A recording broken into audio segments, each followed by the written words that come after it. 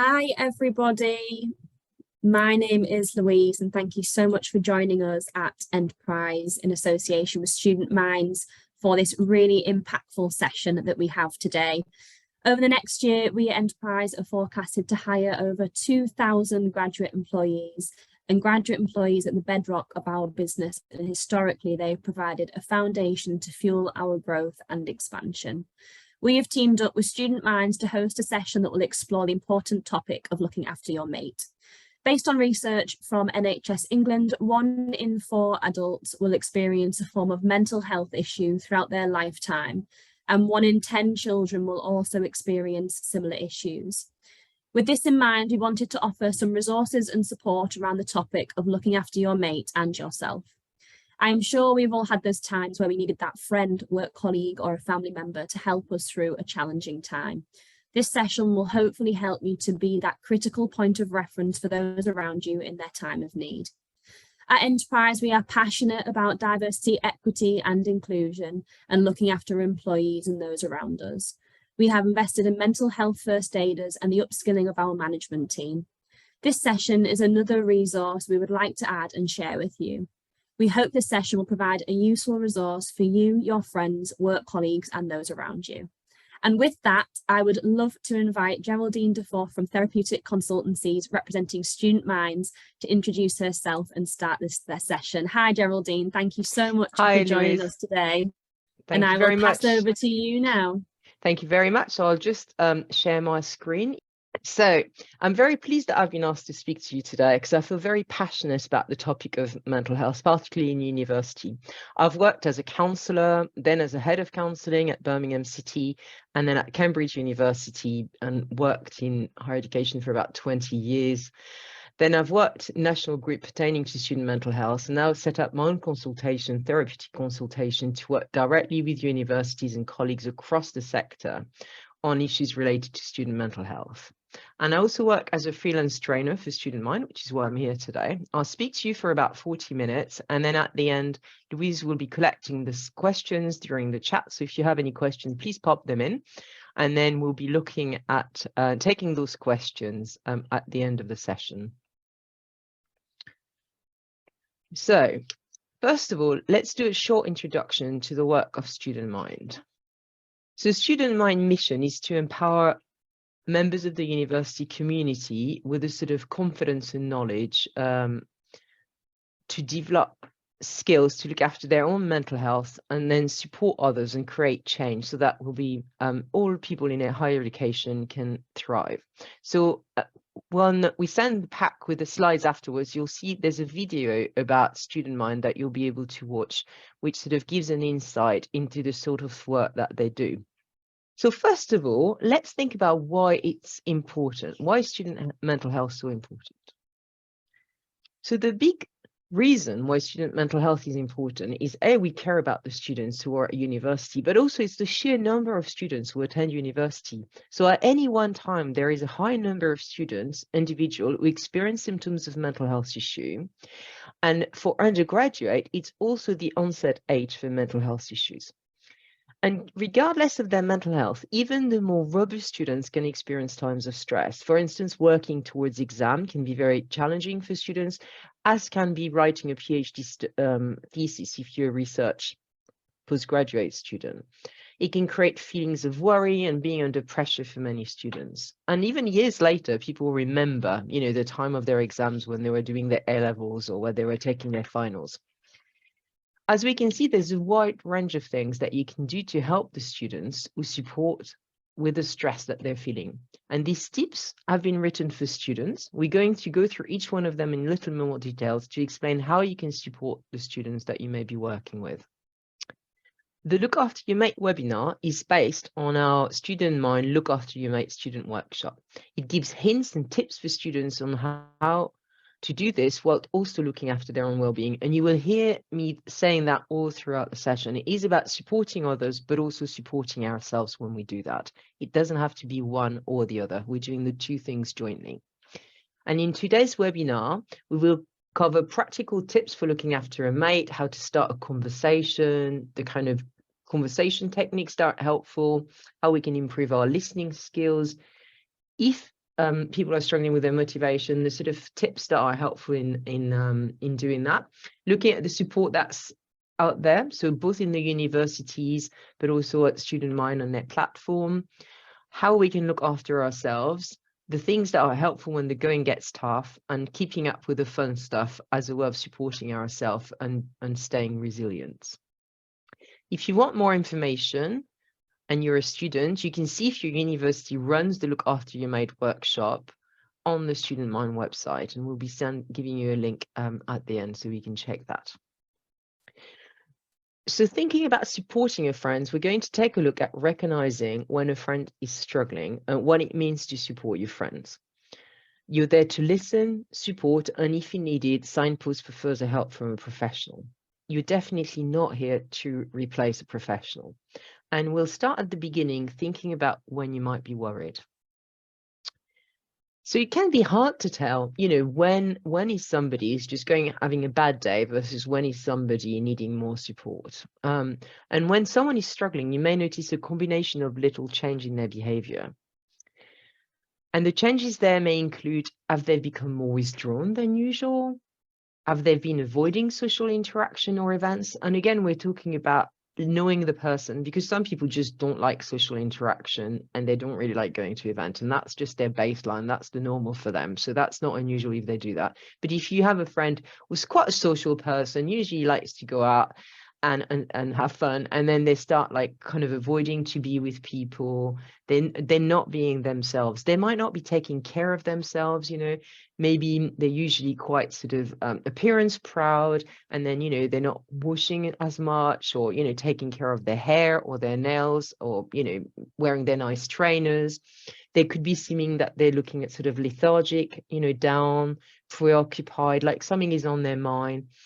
It could be that in some mental health issue, people's speech changes, so they can speak very rapidly. It doesn't really make much sense. Or on the contrary, people sort of speak very slowly. They can't quite finish their sentence. It might be that they're saying things like, I can't go on like this, I've had enough. Are they posting things on social media which is causing you're concerned? And is there been a change in their eating habits? So some people start eating a lot more because they're sort of trying to comfort themselves, but it might be that they stop eating or they're reducing their eating. Of course, it's very important to know that everyone experiences ups and downs in their life, and that's normal. But what we're talking about is people for whom there's a sense that things are just carrying on like this, that you are worrying about what's going on. Now, I'm just remembering last time I was talking to one of my friends and their work, and they employ young people, and they were talking to me about somebody that they were concerned about. You know, they had to cancel their shift because they weren't feeling well enough to turn up to work. When they were at work, they were like, they looked really sad, you know, they were hanging their head down, they looked like they were carrying the weight of the world on their shoulder. And my friend was just sort of checking out with me, you know, the sort of things that they could do, what was might have been going on for this young person. So it was like noticing these external signs, really. So now we've identified potentially somebody that we're worrying about, and let's think about some practical tips for supporting them. You know, what are the kind of things that we can do that might be helpful? So the first thing we can do if we're worried about somebody is about trying to have a conversation with them about what's going on. So when you're having the conversation, it's worth thinking about, are you somewhere quiet without interruption? You know, it's probably not the thing you want to do in a crowded space, or when people have been drinking, or if there's loads of people who might overhear, because that doesn't necessarily give you the intensity to open up if you feel uncomfortable. If somebody's going to open up to you, do you have enough time to listen if someone open up? So it might be something you don't want to do when you're in a rush, or you're about to go to work or go to your lecture, or when people are just about to arrive. Are you in a neutral space, someone that sort of where that person feels comfortable? Or doing something relaxing. I mean, one of the things I find when I work with young people is often just having kind of direct eye contact is not necessarily the most helpful when you want to have a conversation. But if you're going for a drive and you're kind of both occupied, or you're doing the dishes together, or, you know, you're sort of doing something that takes the pressure off, that sometimes can be helpful. So it's about really knowing the person and the sort of things that might help. When you start that conversation, you might have the best intention, but the person might not be ready to open up, right? And that's important to think that you're only just trying to have a conversation. Don't put pressure on yourself to make anyone talk. Person might be surprised, or they might not feel ready to talk on that day. They might just be trying to get their head down because they have a task to complete. But, it's important to for the person to think that you are available if they are willing to talk at another time, and just reaching out and showing that you care can be really helpful so that someone can feel valued and supported. Make sure that the person knows how they can contact you in the future as well, in case they did want to open up at another time. So keep the door open and reach out and offer friendship, and do people know how to contact you? So now we're going to look at 4 tools for active listening, and they are a set of skills that help you to listen and support somebody.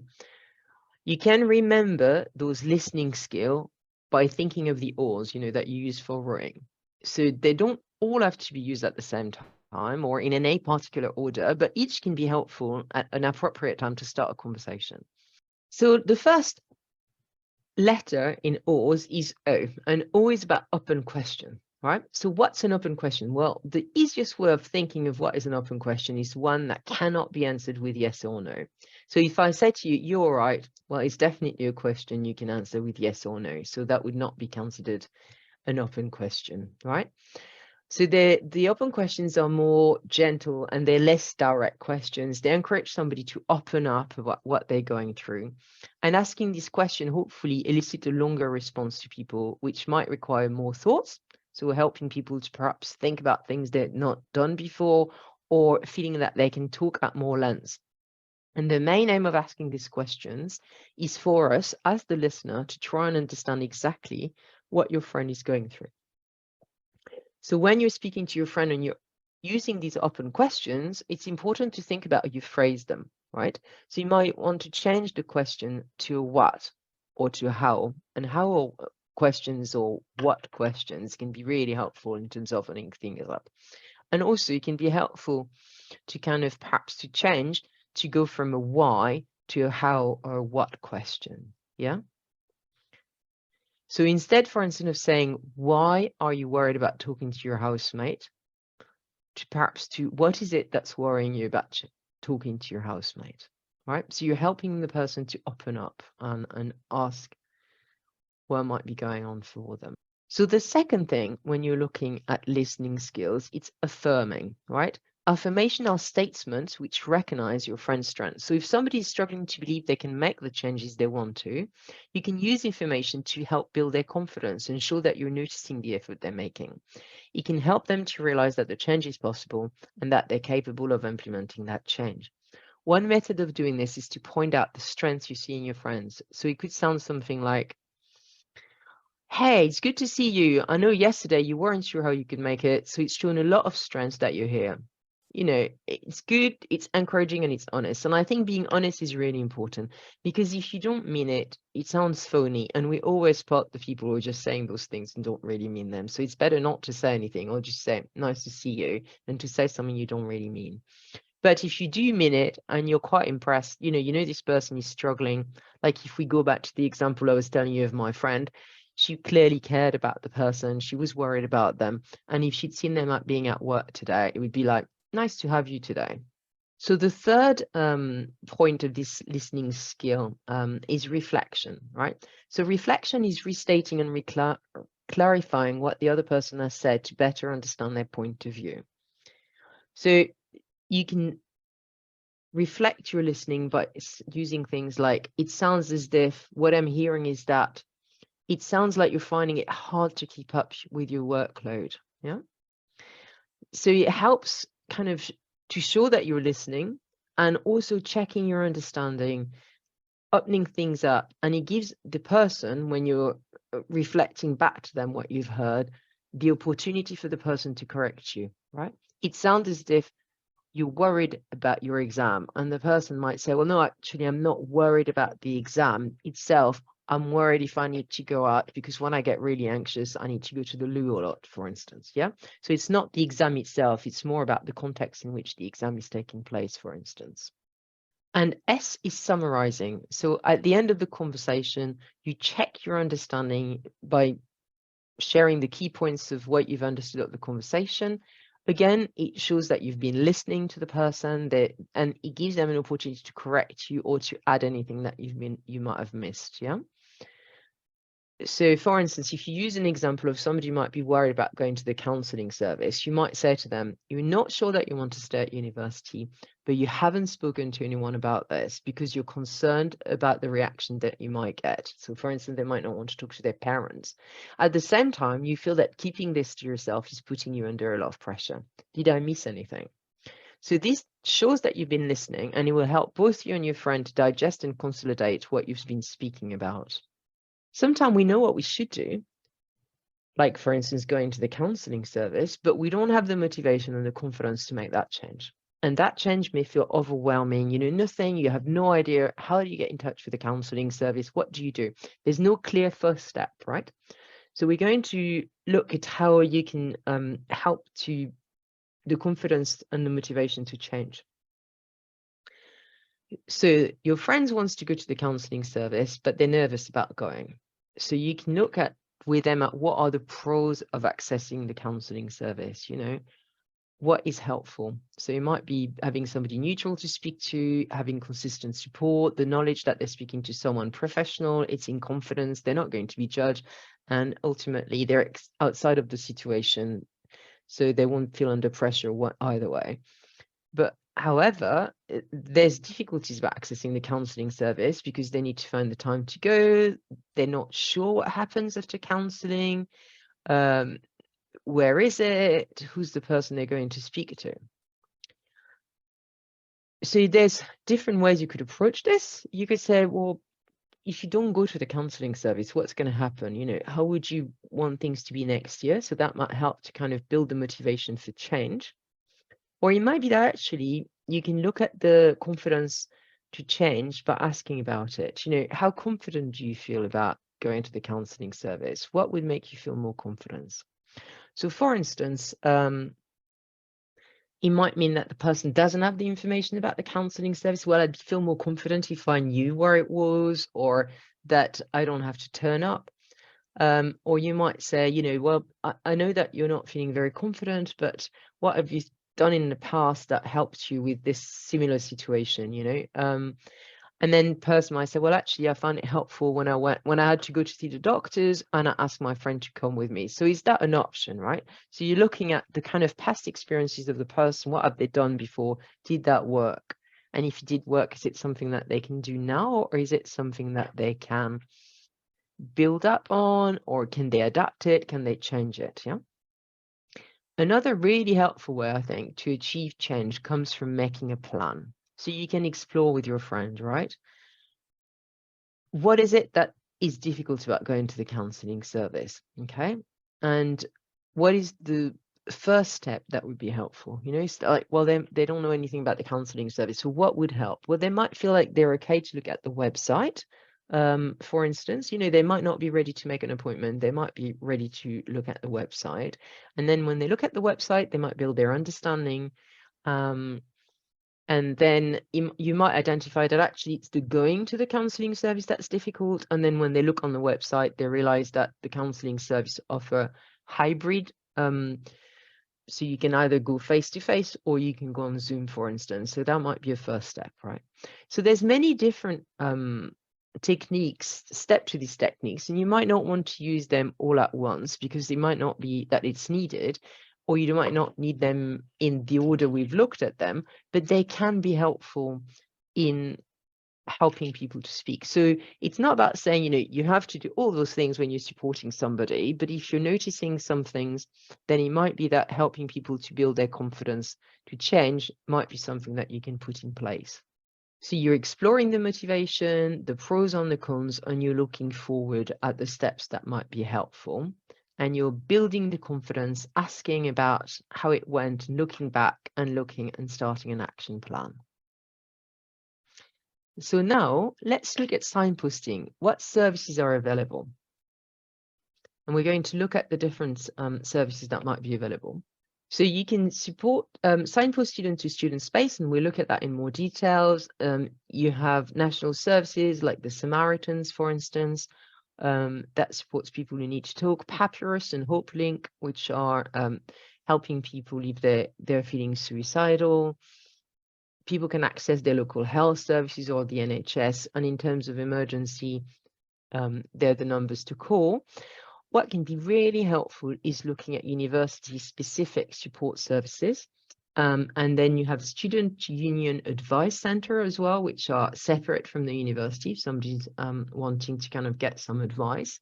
So looking at student space is here to help students with expert support and wellbeing advice, whether they're stressed about their studies, their relationship, if they have concerns about student life.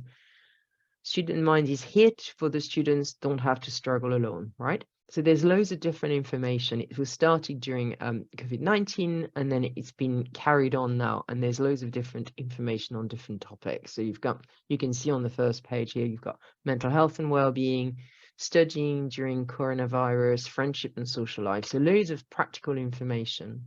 And there's a phone number that you can text and you can get some help. So we've looked at the listening skills, we've looked at how we can help to motivate people, but now, and I started that at the beginning by saying it's really important that we also look after ourselves, right? And when we're thinking about setting boundaries, we're not thinking about building a wall and we're behind that and we can't be reached out and nobody can help us. We're thinking about a fence, you know, it's people, we can see our friends and we can help them, but we can step back as well. So there are some limits about what we can do.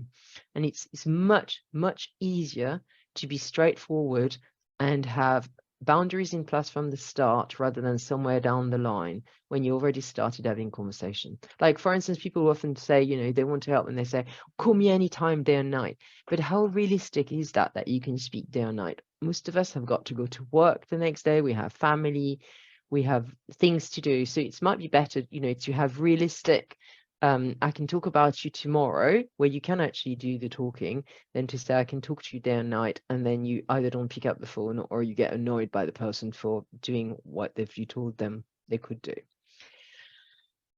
So putting boundaries in place could be having specific time that's for you. For instance, you're wanting to focus on your module and you're not going to spend the whole of your time supporting your friends because you want to spend your afternoon in the library, but you might be able to have a coffee with them in the morning.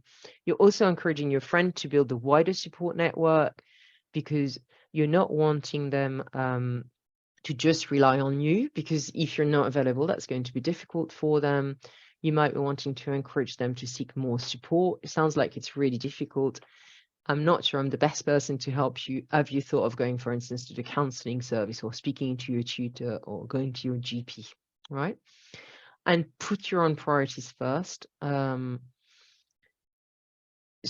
you're making sure that you're doing the things that are important, you're keeping up with your usual interests and relationships, and you're signposting when you're thinking that people might need to speak about somebody else. And I know it's a cliche to say that you can't pour from an empty cup, but really you need to take care of yourself first. And there is a looking after your mental health video that you will be able to look on the Student Space website, which can be really helpful in terms of thinking about the things that might be helpful. The key messages that we really want you to take from today is that you're doing amazingly well by supporting your friends, and just being there and listening to them and supporting them is really important. You don't have to be the only person looking after your friend. There are other support out there. There are loads of services that you can signpost your friends to, right? And I'll talk to you in a minute, and I'll give you some homework on that if you don't mind. And respecting your boundaries is really important. So being there for your friends doesn't mean that you're not looking after yourself and you're putting your needs last. You know, you need to carry on doing the things that you do. You need to keep on doing your sports, or you need to go and see your other friends. You need to do the fun things that you enjoy in your life and not be just that person who's always there for everyone and never there for themselves. So this looking after yourself starts with you looking after yourself, because you're able to support other people. You know that thing when you go on the plane and they say, if you are there, if we ever have to have the oxygen down, put your mask on first for yourself before you help somebody. It's that sort of things. If you're interested in finding out more information about student mental health, you're not expected to diagnose anybody with mental health difficulties. If your friend has a diagnosis and you'd like to learn more, on the Student Mind support, you can see a page called Special Difficulties that has some information about different mental health difficulties. There is Look After Your Mate, which has further information about this. People who are at university and want to do the full workshop can look on Student Mind website to see whether that's available at the university.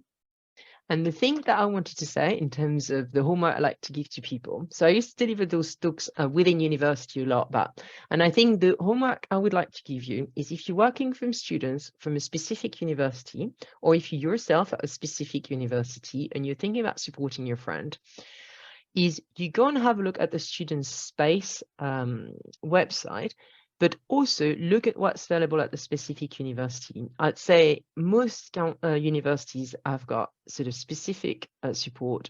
Most of them have got a counselling service. They have what they call mental health advisors. For students who have a declared disability, they might have things like it's called a mental health mentor. So there's loads of stuff. So go on the, let's say you support your students from Bradford, you go on the Bradford University website, you look on the wellbeing, and you'll see, do they have a workshop that helps to kind of like manage the stress of studying? Do they have a counselling service? If there is a counselling service, where is it? Do they have resources that they've created from the Bradford students? Do they have do they offer counselling appointment face-to-face? Can you get your counselling appointment through Zoom? Do they have a sort of wellbeing platform that people can use online? Do they have out-of-hours support? So you find that information, so you're aware of it. And then when you are supporting somebody and they're feeling a bit stressed and they go, well, maybe I want to get some help, but I'm not quite sure. And then you can say, well, have you thought of looking at, Student Space website? Have you thought of looking on the university wellbeing page, because I know that they have a counselling service or mental health advisor or disability service, and you already know that, and you're doing that when you're not stressed in the middle of trying to find out support for somebody. You do that when you've got the time now. So that's the one thing to take away from today, is if you can go and have a look at the Student Space website as well as the university website and find out what the resource has. So thank you so much, Geraldine. That presentation was excellent. And I really want to open up the chat box now for any questions. We do have a couple, but I've actually got one first, Geraldine, if that's okay. Of course, please do. So yeah, you got me thinking, and obviously Enterprise are a massive company. So we have a corporate responsibility to look after our employees' well-being. So what can employers do to look after their employees' mental health and ensure that we are taking that into account? What tips do you have for employers?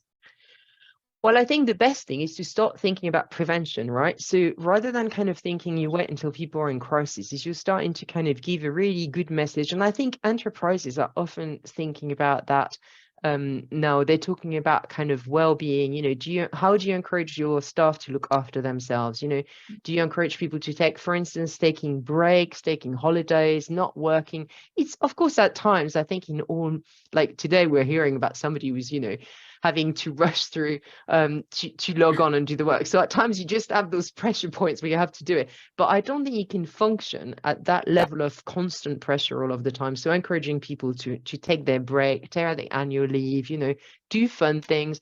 Yes, working late when we have work is important, but actually keeping the things we like to do, whether it's, doing five-a-side football, going to the choir, being in time, having some flexibilities when people, I think a lot of people are encouraging kind of, for those people who find it helpful, the ability to work from home a couple of days a week, that can be helpful.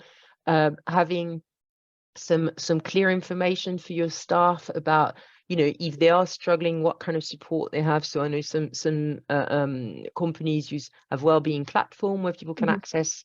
You can run like this kind of workshop, where you sort of look. I mean, you can do things on resilience. I know I sometimes work with people of like looking, how can you look after yourself? The sort of thing, mapping out your own resilience and well-being. So Amazing. Thank you so Yeah. much for that insight.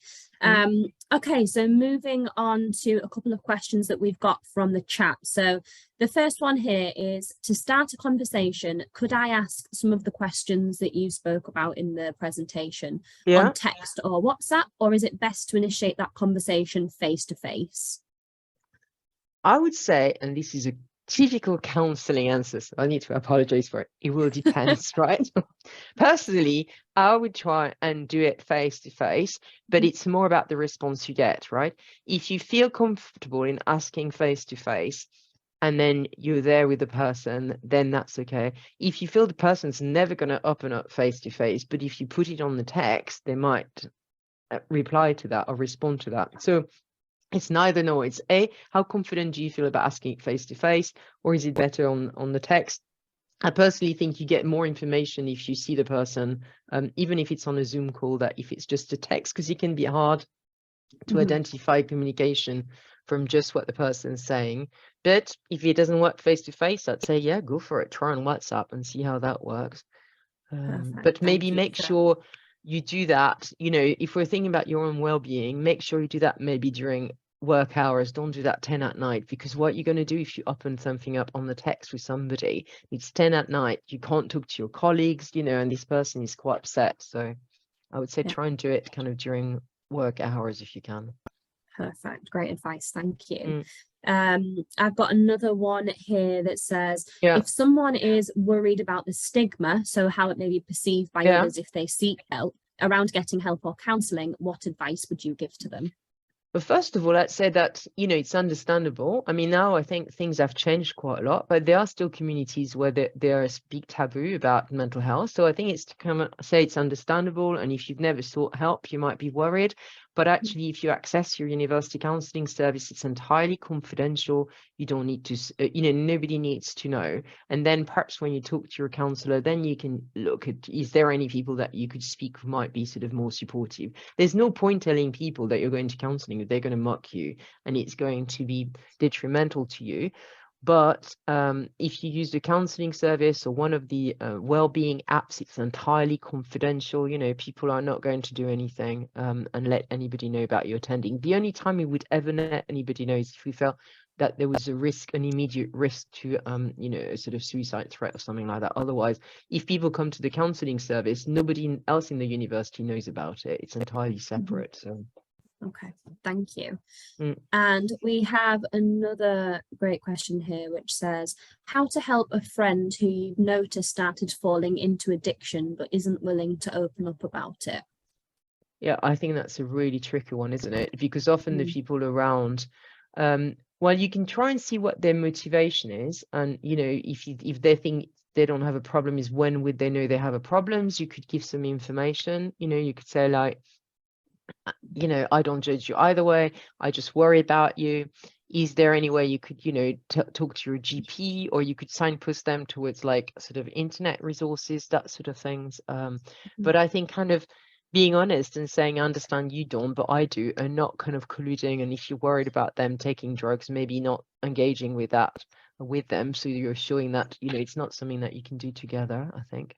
When you're kind of going back to the stigma question as well, I think that also sort of links with what you were telling me about what can the company do to encourage people. I think having, you know, mental health, World Mental Health Days, kind of intervention that look about, you know, depression or anxiety and normalizing it and showing that you're not going to be judged at work if you still mental health issues, and doing training for managers that you were saying you're doing, it's really important because that, I think, helps to sort of reduce the stigma. Absolutely.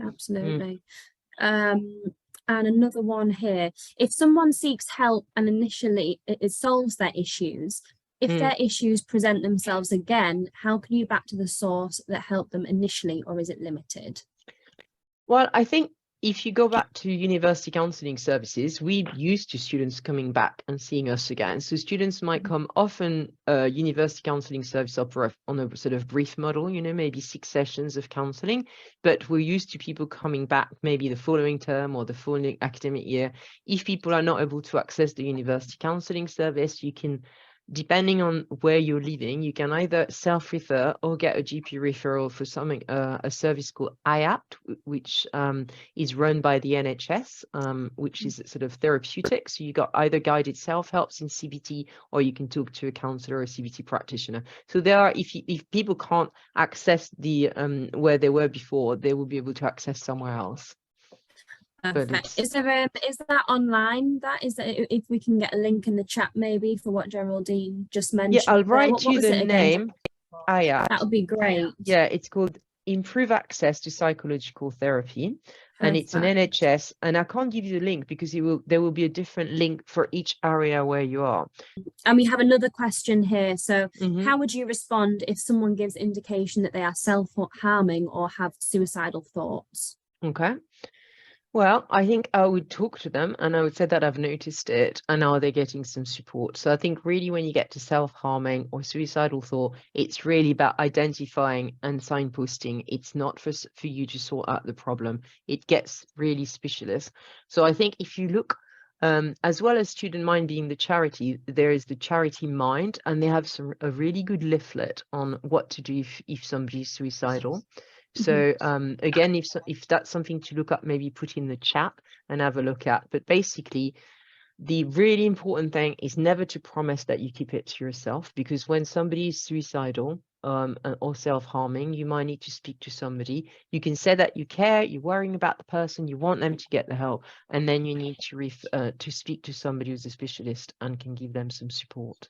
So if you're linked with a university, and you know it's one of your students who's suicidal, for instance, you can contact the university counselling or mental health services and telling them. But I would also, and they will give you some advice, and usually they will say, you know, it's important that you tell the person that you're telling us, so it doesn't come out of the blue for them.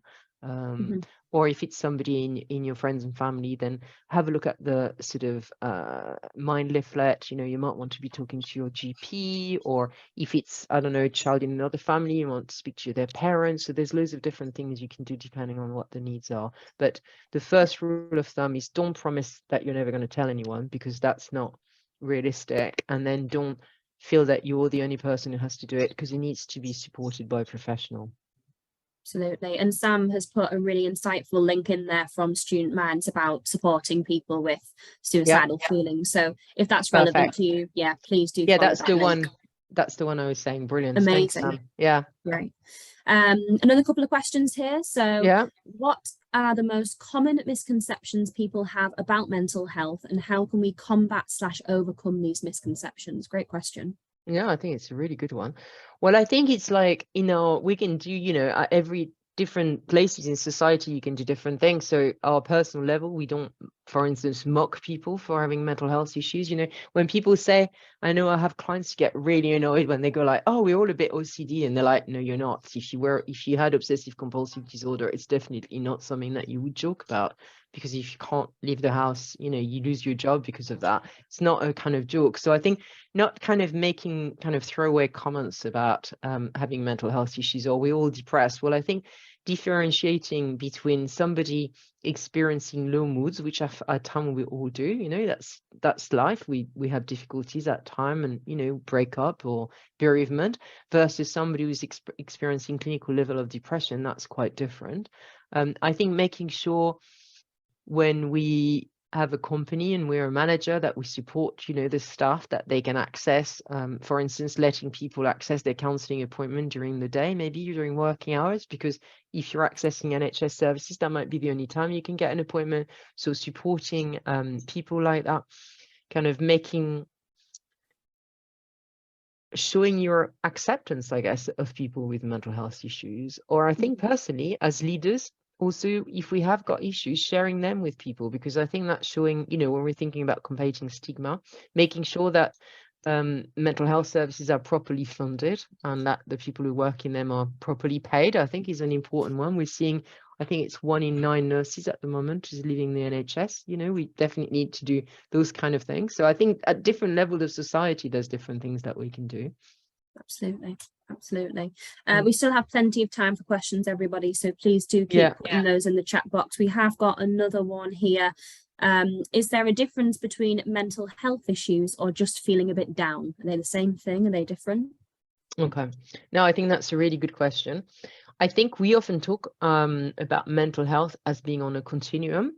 So on the one end of the continuum, you might have feeling a bit down, and then it might start with feeling a bit down, and if you're lucky, it stay there. So at a time, you have a difficult day, and that you might think about strategies that help you with that. Perhaps making sure you sleep well enough, or making sure you do some exercise, because you notice that if you exercise regularly, you usually feel better, and that you might be able to manage it, and that'd be more like a sort of as well-being level. And then you might mean that you're under a lot of stress at work, or you're going through a breakup or a bereavement, and these low moods turn into depression. And then that's when it's important that either you recognize it, or the people around you help you to recognize that there is a higher need, and then you can access some support. And you might want to speak to your GP. The GP might explore what could be helpful. Often psychological therapy, so we're talking about IAP services you can access, or you can go to a bereavement charity, for instance, if you're there's loads of different things you can do. You might access counseling, or you might go on medication, or you might do both those things. So I think if we think about people being on a continuum with their emotional issues kind of going up and down, at time they're just things that we can manage and contain by self-care and being quite proactive and thinking about prevention. And at time it can dip into more serious issues, and then we need extra support for those. Thank you. And I actually have another question as well, Geraldine. I know you touched on this a little bit in your presentation, but obviously this webinar is about looking after your mate, but also looking after yourself as well. And I think for anyone that's experienced having to deal with a friend or family member that does have poor mental health, it can be quite draining. How do you suggest that people can continue to look after their own mental well-being when looking after the emotional well-being of somebody else? It's identifying the things that are important to them. So for instance, if we go back to exercise, like a lot of people find that's quite helpful, or maybe it's that they're doing, I don't know, like acting classes, or they like going to their sort of craft circle with their friends once a week, or they like going for a walk. So making sure that the things that are important to them they keep on doing, and they don't get kind of dragged down in a way with the other person, because it might be that they start feeling bad and then they feel guilty, but that's not going to help anyone if both people get into a difficult situation. So really giving themselves permission to carry on doing the things that they like doing, the things that they know are good for them, and the things that are fun, right?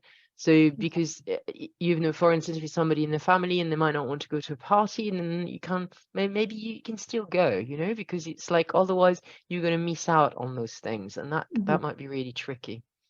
Yeah, absolutely. Thank you. Great advice. We have another one that's just come through in the chat here. So do you have any advice for communicating with somebody who may be significantly younger or older than yourself that you might not feel at ease communicating with? Yeah, so you can use assertiveness skills. So one thing I would do, for instance, would be kind of like opening things up and kind of checking, how are you finding the communication between us? Because it might be that they're also experiencing some difficulties. So then it kind of open things up.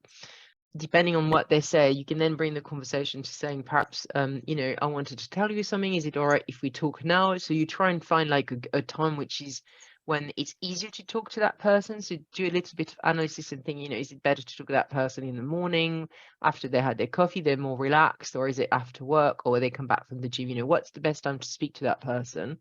And then think about yourself first. What are the things that are bothering you about communicating with that person? Is it just because they're younger or older, or is it something specific that's happening about, and is it something that they're doing, or is it something that you're doing? And try identify what is it that you want to change, so because if you're saying to somebody, I'm finding it difficult to talk to you, is it because you want them to help you talk to them, or is it because they're saying some stuff that you find a bit offensive and you'd rather they didn't say that in front of you? So try and identify what your goals are, and then asking, saying, I'm finding it, I feel like I wanted to tell you because I feel like we should get on better, but I feel really intimidated by you, and maybe it would help if blah, blah, blah. When I'm talking, you don't make jokes or whatever it is that you want. There's a really good resource, free, CBT resources that can be accessed on this link. And they have a great assertiveness course that you can look at. And we do have a couple more minutes, and I actually do have another question. Lots of questions from me today. Yeah. I think, from talking to other people, I think what can be quite difficult for people who are going through some sort of mental health problem is taking that first step to getting help. And I know that you spoke a lot about sort of signposting and finding the right resources in your presentation, but what advice can you give people who are just trying to get up the courage to make that first step to access the support? What advice can you give to those people?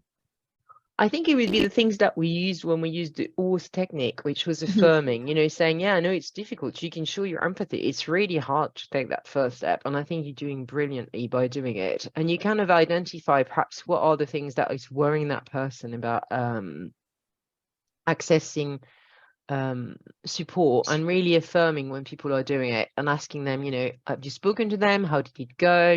And kind of maybe sort of brainstorm with them some of the things that might be helpful or difficult, or how they can address them. I've seen somebody in the Q&A has put I was just about to say, I didn't even realize that was there. Sorry about that. We've got a question here that says, do you have advice on dealing with anxiety during in-person events? That's a great question. Yeah. I think so I think my advice would be, first of all, to kind of like think about the things that is worrying you about talking into an in-person event. So is it just the going into social situation that we've not had? I think post-COVID, many people are finding that they're much more anxious about in-person events as before. So kind of really reassuring yourself that's quite normal.